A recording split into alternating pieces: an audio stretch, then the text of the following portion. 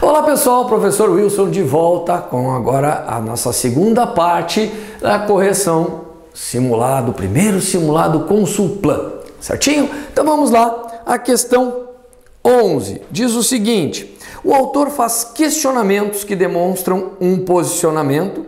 Então a questão aborda qual o posicionamento dele em relação aos questionamentos, o que ele pensa, por que ele questionou. Crítico em relação ao uso que faz da língua, afirmando ser ultrapassado. Não, ele é crítico, mas não em relação ao uso que ele faz. E ele não se acha ultrapassado, pelo contrário, ele acha que aquilo ali é uma forma inadequada e ele se questionou que, pô, sou eu que sou ultrapassado, que quero usar uma forma adequada. Letra B. Então a letra A não poderia ser. Letra B. Contrário ao uso da variedade coloquial da língua em determinadas situações. Olha, excelente, me parece uma boa resposta. Então já vou marcar aqui do ladinho como uma alternativa possível. Tá? Letra C. De descrença em relação ao uso denominado por ele como correto da língua. Não, descrença não. Ele faz uma crítica, mas não há descrença no questionamento. Tá? Isso aqui é muito importante perceber, é uma questão de interpretação. Qual o intuito desse questionamento? O que isso parece para nós, né? O que a gente pode deduzir a partir desse questionamento? Favorável a aspectos que determinam a evolução da língua através dos tempos. Não, favorável não. Pelo contrário, ele faz uma crítica, como vimos. Então, resposta realmente letra B. Número 12. Ao que saiba, a palavra milhão, como a palavra litro ou dúzia, indica quantidade. 1 milhão de alguma coisa, não é isso? Ou estou atrasado? O autor utiliza como recurso argumentativo para expressar seus questionamentos um ou uma citação, um exemplo, uma comparação ou uma enumeração. Vamos voltar lá. Ao que saiba, a palavra milhão, como a palavra litro ou dúzia, isso é uma comparação. Letra C, a resposta. Muito bem. Agora, a questão 13. Os elementos de coesão são responsáveis pela clareza do texto. Ao iniciar o texto usando o pronome demonstrativo, é feita uma referência a... Então, ali ele começa o texto assim. Dessa, os internautas de língua portuguesa escaparam por pouco. Dessa o quê? Vamos ver? Tem que ter lido o texto, obviamente, para entender o que este pronome anafórico faz aqui, né? Isso é uma anáfora, ele se refere a algo falado anteriormente. É feita uma referência à mudança de estereótipos femininos? A mudança? Quem sabe? Né? Não sei, quem sabe, fiquei na dúvida. Aí eu posso até marcar ali, vamos ver. Eu volto lá, releio. Busca na internet por estereótipos femininos? Não tem nada a ver com busca. Então, ele não usou isso os internautas escaparam da busca? Não, isso não. Campanha da ONU para a igualdade do gênero? Não escaparam, né? Verificaram lá, não é isso aí, dessa não. A situação tratada quanto ao gerador de frases machistas, ou seja, o pronome dessa se refere a tudo aquilo que diz anteriormente, o título e a parte logo após o título. Gerador de frases machistas. Campanha da ONU tenta mudar estereótipos femininos que se propagam em sistemas de buscas na internet. Então, esse dessa se refere a todo este trecho, certo? Toda essa ideia. Portanto, resposta à letra D. Bem completinha, muito boa. Questão 14. De acordo com o texto, a expressão mulheres não devem, entre aspas ali, era autocompletada com expressões prontas. A respeito dos complementos, é correto afirmar que trabalhar e votar constituem uma questão de gramática, né? O que são esses elementos aqui quando se ligam a devem?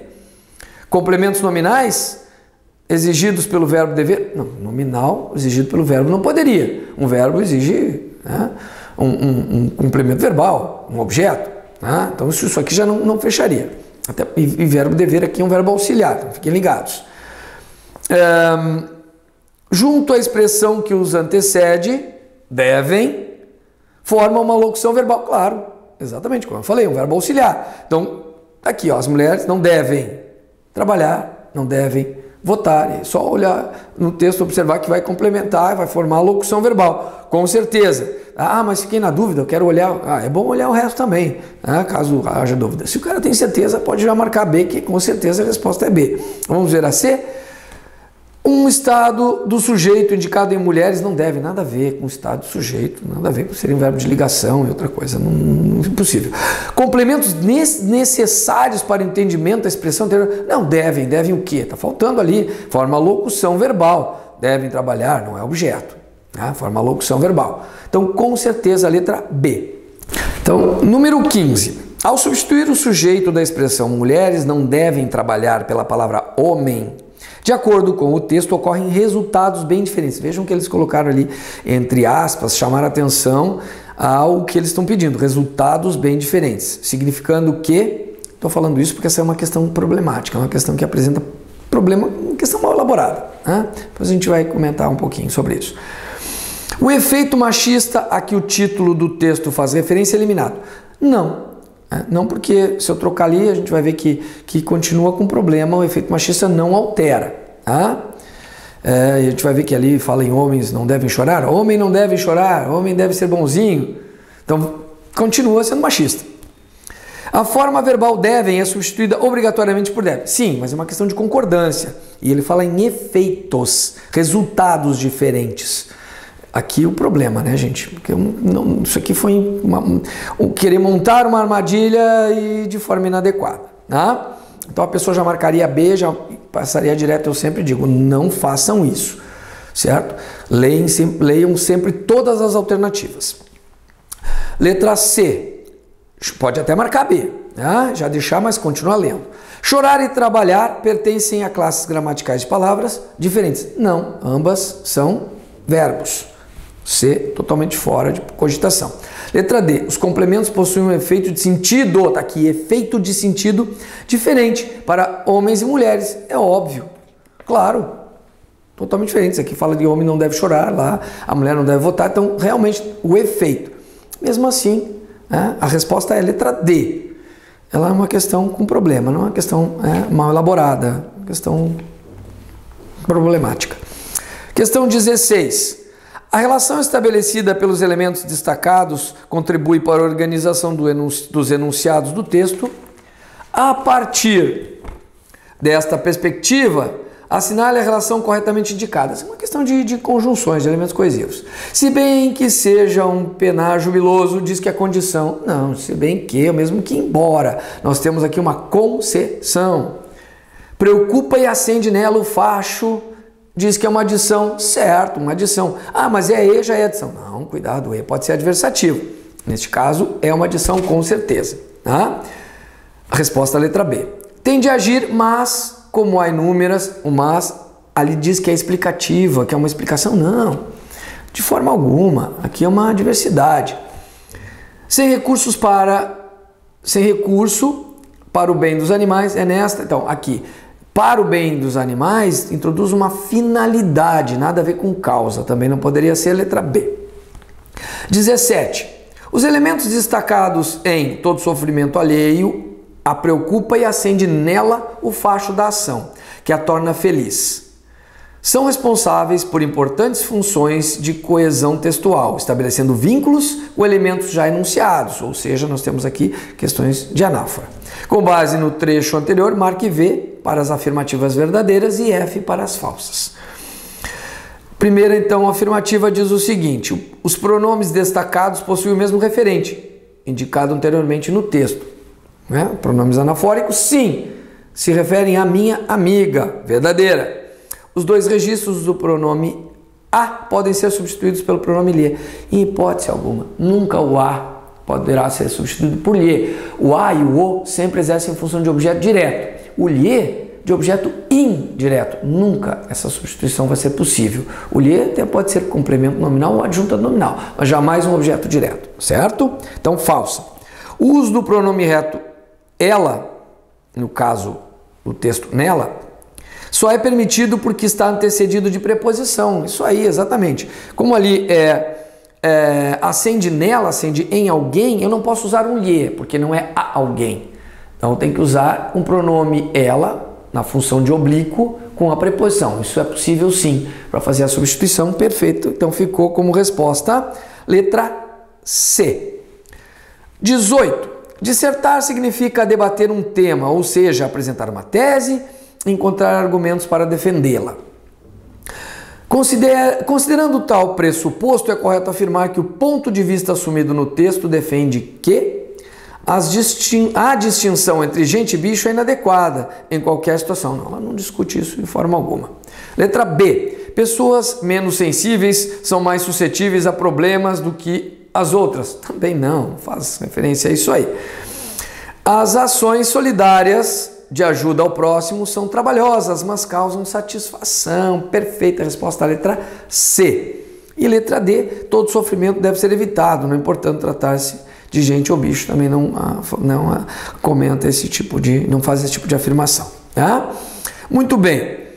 Agora temos as duas últimas questões, uma tirinha para resolver as duas questões.